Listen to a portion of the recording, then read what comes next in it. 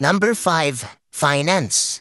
Nagiging komplikado ang takbo ng negosyo pagdating sa finance dahil maraming area kung saan tumatakbo ang pera. Tumatakbo ito sa expenses, sa income, sa tax, at sa sahod ng mga taong nagtatrabaho sa iyo. Pero madali mo lang maintindihan ang finance kung focus ka lang sa kung ano ang mahalaga. Dapat alam mo kung magkano ang pera na lumalabas at ang pera na pumapasok. Kung malaki ang pera na pumapasok ng iyong negosyo, makakatulong yan para mas lalo mo pang mapaghusayan ang pagbibigay serbisyo sa mga tao.